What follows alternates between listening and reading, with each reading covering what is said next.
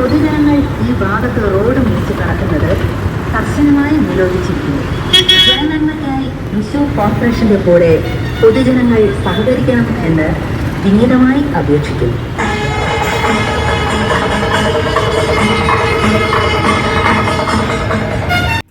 പലരും ധൂർത്തെന്നും അനാവശ്യമെന്നും എഴുതി തള്ളുമെങ്കിലും കണ്ണുകൾക്കും മനസ്സിനും വ്യത്യസ്തമായ ഒരു ആനന്ദ അനുഭവം തരുന്ന ജനോപകാരപ്രദമായ ഒരു സംരംഭമായാണ് തൃശ്ശൂർ ശക്തൻ നഗറിലെ ആകാശപാത എനിക്ക് തോന്നിയത്.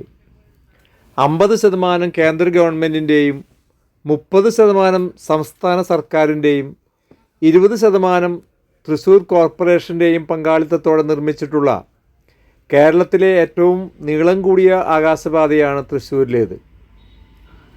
ഏകദേശം 55,000 ആളുകൾ ഒരു ദിവസം സഞ്ചരിക്കുന്ന Sakthan Nagar, Sakthan bus stand, fish market, vegetable market, Sakthan Nagar എന്നീ സ്ഥലങ്ങളെ കൂട്ടിയിണക്കി വൃത്താകൃതിയിൽ നിർമ്മിച്ചിട്ടുള്ളതാണ് ഈ ആകാശപാത.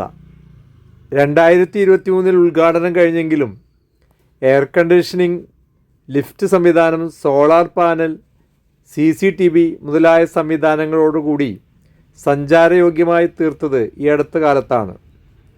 തൃശ്ശൂർ കോർപ്പറേഷൻ്റെ അമൃത് പ്രോഗ്രാം പദ്ധതിയിൽ ഉൾപ്പെടുത്തിയാണ് ഇത് നിർമ്മിച്ചിട്ടുള്ളത്. ഇവിടുത്തെ പ്രത്യേകത, പടിക്കെട്ടുകൾ കയറി മുകളിലേക്ക് എത്തുകയാണെങ്കിൽ അത് ശരിക്കും ഒരു നല്ല വ്യായാമത്തിൻ്റെ ഭാഗമാക്കാം. അതിന് കഴിയാത്തവർക്ക് ലിഫ്റ്റിൻ്റെ സേവനം ലഭ്യമാണ്. അതിനായി 4 ഭാഗത്തും നല്ല കാര്യക്ഷമമായ ലിഫ്റ്റ് സംവിധാനം ഒരുക്കിയിട്ടുണ്ട്.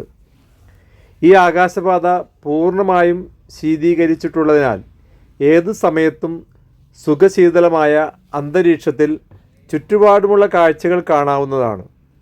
കാലത്തെ സമയത്ത് ഇതിൽ കയറിയാൽ ബസ് സ്റ്റാൻഡിലെ തിക്കും തിരക്കുകളും, ഫിഷ് മാർക്കറ്റിലെ തിരക്കുകളും, പച്ചക്കറി മാർക്കറ്റിൽ കായക്കുലകളും മറ്റും ഇറക്കി അടുക്കി വയ്ക്കുന്നതിൻ്റെ തിരക്കുകളും കാണുന്നത് വളരെ രസകരമായ കാഴ്ചകളാണ്.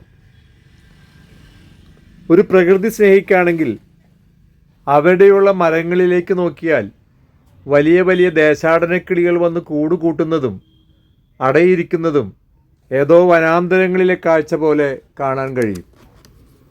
എന്തുകൊണ്ടും സ്കൈവാക്കിലെത്തിയിട്ടുള്ള ആകാശക്കാഴ്ചകൾ മനം കുളിർപ്പിക്കുന്നതാണ്. ഇത് കണ്ട് ആസ്വദിക്കാൻ താല്പര്യമുള്ളവർ അധികം വൈകാതെ പോകുന്നതായിരിക്കും നല്ലത്. മെട്രോ സർവീസ് പോലെ കാര്യക്ഷമമായി ഇത് വളരെ കാലം സഞ്ചാരികൾക്ക് ഒരു അനുഗ്രഹമായി ഭവിക്കാൻ അധികൃതർ വളരെ ശ്രദ്ധിക്കണമെന്ന് പ്രത്യേകം താല്പര്യപ്പെടുന്നു.